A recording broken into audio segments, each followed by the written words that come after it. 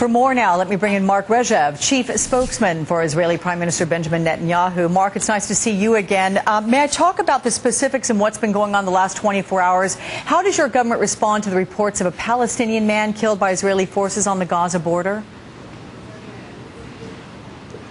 We're still looking into it. The preliminary reports say that there was a violent riot right on the border fence and some people tried to push their way through. Our soldiers had orders to shoot in the air.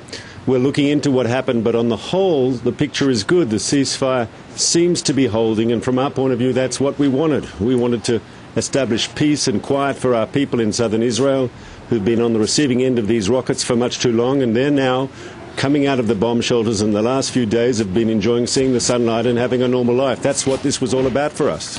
Mark, the next phase of the ceasefire calls for opening the border crossings, letting people through, goods through and the like. How and when will that be implemented? Well, we're going to having these discussions with Egypt. These will be Israeli-Egyptian discussions on looking at the different restrictions. But you've got to understand why we imposed restrictions in the first place. There's cause and effect. We imposed the restrictions because there was hostile fire from Gaza into Israel. They were shooting rockets at our people. They were shooting at our farmers with small arm fire. So, of course, you couldn't have normal relations when they were so hostile. Now, if we're going to have a period of quiet, as the understandings reach through the Egyptian state, if there's going to be quiet, of course, then Israel is in a position to move forward and be more flexible on some of these issues.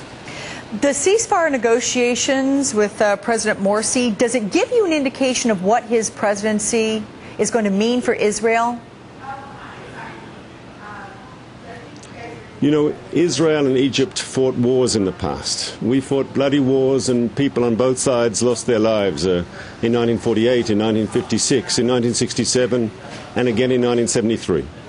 In the late 1970s, we signed a peace treaty with Egypt that has brought peace to the Israeli-Egyptian border. And I think that's an interest of both countries to keep that peace treaty. That's an Israeli interest, that's an Egyptian interest. Now, we've got Hamas there in the Gaza Strip that shares a common border with Egypt and with Israel. And we'd think that both sides have an interest to make sure that Hamas and the other extremists in Gaza don't stir up trouble, don't cause friction, don't create violence. And I think we and the Egyptians can work together on keeping the peace and on trying to make sure that terrorists don't dictate the agenda. Mark, suggestions that this past 8-9 days was a practice run, if you will, for any future confrontation with Iran, testing your Iron Dome, identifying Hamas's capabilities. Is that true? And if so, what did you learn?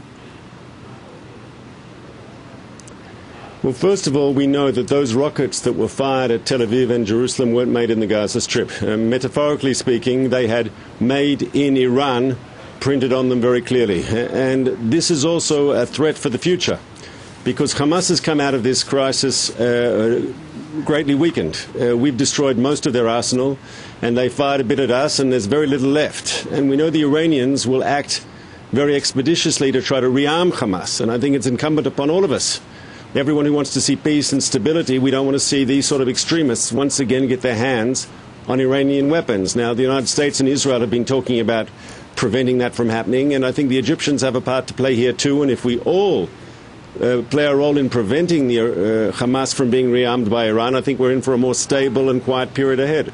We can all hope. Mark Regev, many thanks for your time. Coming up in the next hour, we're going to hear from the other side of the conflict.